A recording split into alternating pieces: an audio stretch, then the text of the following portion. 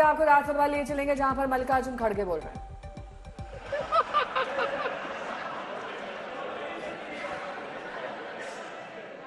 नहीं, चेयरमैन साहब भी वैसा ही करते करके। राष्ट्रपति जी इसको डिलीट कर देंगे कि मैं भी ऐसा करता हूं। This is deleted. राष्ट्रपति जी संसद का सबसे अहम हिस्सा है, हम उनका बहुत सम्मान करते हैं। अभिभाषण का कंटेंट सरकारी होता है, सरकारी पक्ष को इसे विजन स्टेटमेंट बनाना था। चुनौतियों से कैसे निपटेंगे ये बताना जरूरी था, लेकिन उसमें ऐसी कोई कंटेंट नहीं है।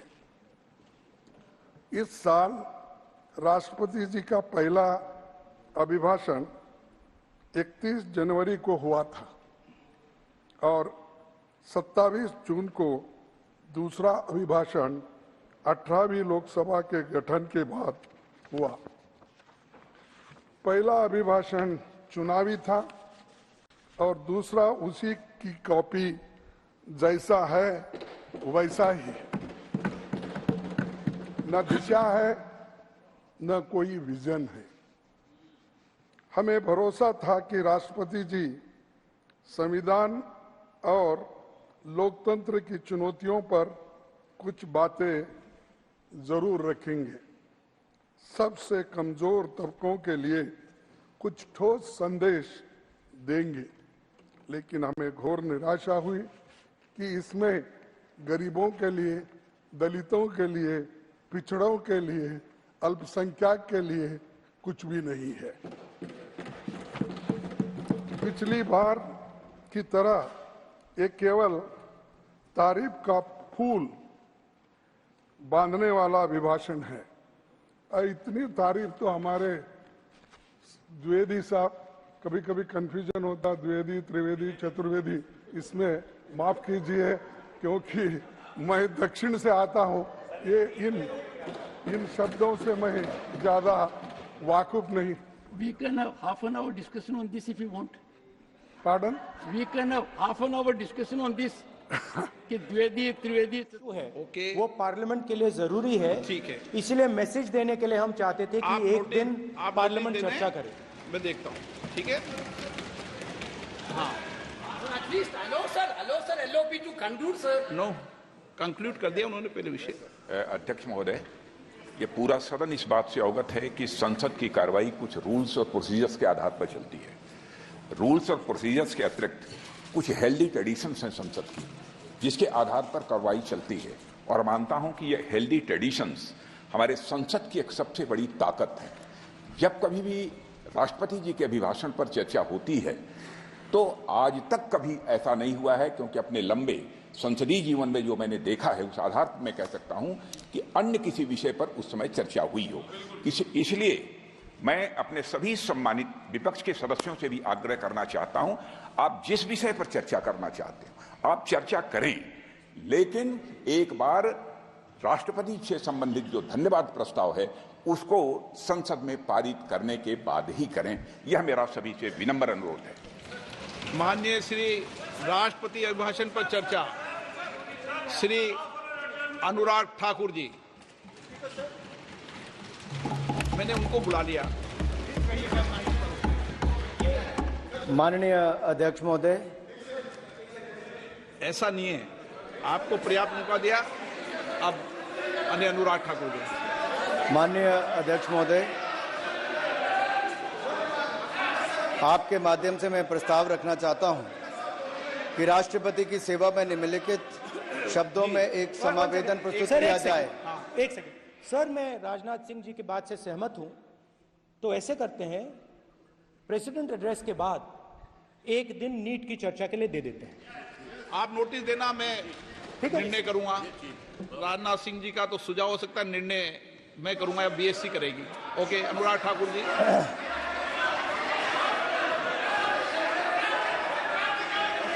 माननीय अध्यक्ष महोदय, आप नोटिस दे दें। मैं प्रस्ताव करता हूं कि राष्ट्रपति की सेवा में निम्नलिखित शब्दों में एक समावेदन प्रस्तुत किया जाए कि इस सत्र में संवेद लोकसभा के सदस्य राष्ट्रपति के उस अभिभाषण के लिए जो उन्होंने 27 जून 2024 को एक साथ संवेद सदन अधिक उत्साह से भाग लिया। मैं सभी मतदाताओं को अपने ओर से बधाई देता हूं, उनको धन्यवाद देता हूं। उन्होंने गांवों में बढ़ चढ़कर वोटिंग की, लेकिन शहरों में जहां पढ़े लिखे लोग हैं, पैसे वाले हैं, वो लोग इसमें बहुत कम आ गए। सभापति जी अपने मतदान के लिए विशेष संदेश जारी कर कहा था कि प्रजातंत्र में प्रजा ही मालिक और सर्वोपरि है। मैं इससे सहमत हूं कि ये राष्ट्रपति जी का जो संदेश है वो ठीक है, लेकिन देश के इतिहास में ये पहला चुनाव है जिसमें संविधान की रक्षा का मुद्दा बना। बीजेपी ने 400 पार का नारा दिया। उनके कई नेताओं ने तो यहां तक कहा कि दूसरे सदन में बहुत से नेताओं ने ये भी कहा कि बीजेपी संविधान बदलेगी, और उन्होंने बार बार ये बातें कही। और यहां तक कि शुरुआत में 2014 में तो भागवत जी जो इस सदन के सदस्य नहीं है, मैं उनका नाम नहीं लेना चाहता, हूं, आप निकाल दीजिए। एक सेकंड। माननीय खड़गे जी, मेरा विशेष अनुरोध रहेगा कि प्रतिपक्ष के सम्मानित नेता के अलावा भी आपका बहुत बड़ा व्यक्तित्व है। आपने जो अभी कहा कि नाम भी ले दिया और कहा कि नाम मत लीजिए। विड्रॉ करता हूं। नहीं, विड्रॉ करता हूं। I think it calls for regret. I express my regret that such an observation has been imparted in this August House. Please continue. No. Pramod Tiwari ji, the Honorable LOP himself has felt it. Please, it is regrettable. I am using mild word. राजनीति पर तमाचा है।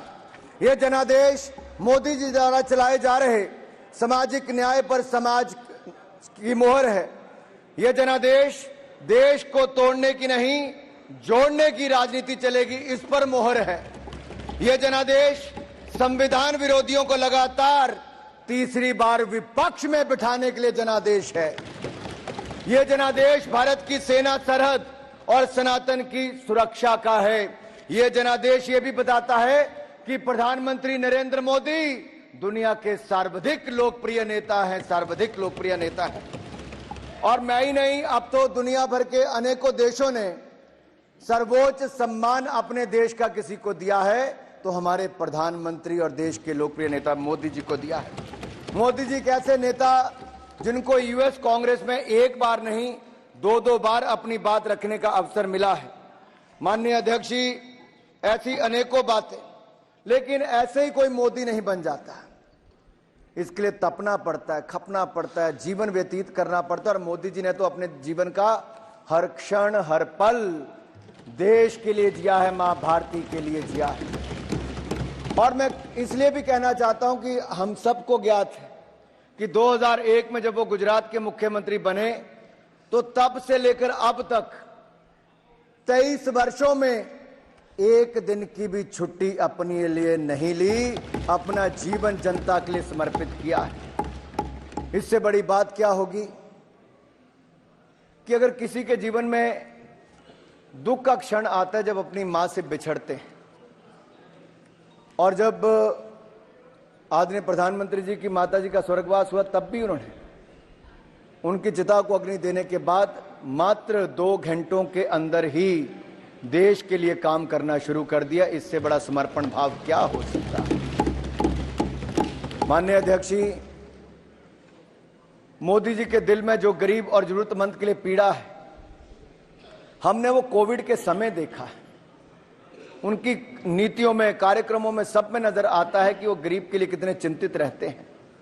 और मैं आपको याद करवाना चाहता हूं आपके माध्यम से सदन को, अगर आप 2014 में देखें, मोदी जी जब सांसद बने, देश के प्रधानमंत्री पद की शपथ ली, उसके बाद संसद आए तो पहला शीश कहीं पर झुकाया तो संसद की पहली सीढ़ी पर झुकाया और दुनिया के इस महान लोकतंत्र को, मदर ऑफ डेमोक्रेसी को नमन करते हुए अंदर आए।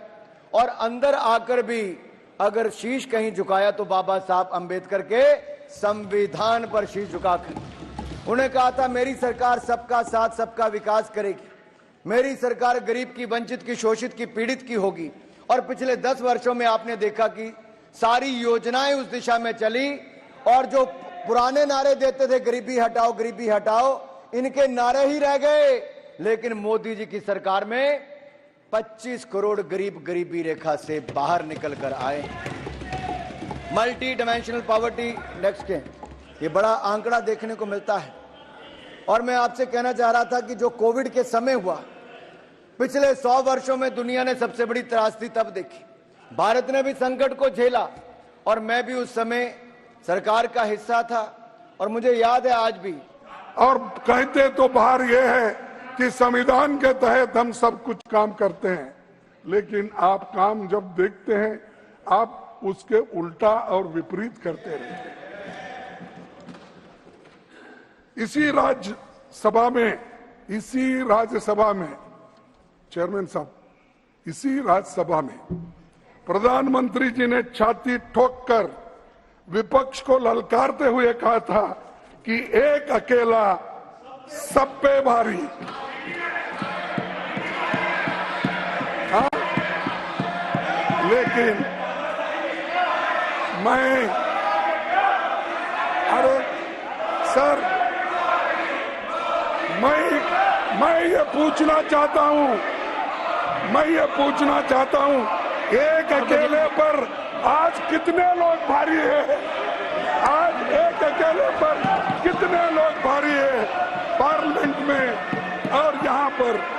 तो लेकिन चुनावी नतीजे के दिखा दिया है कि देश का संविधान और जनता सब पर भारी है।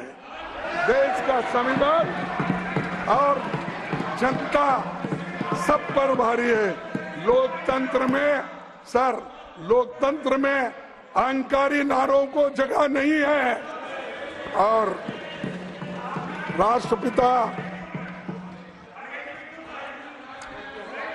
राष्ट्रपति महात्मा गांधी जी, संविधान निर्माता बाबा साहब अम्बेडकर और छत्रपति शिवाजी महाराज समेत 15 महान विभूतियों की मूर्तियां अपनी जगह से हटाकर पीछे कोने में रखा दिया।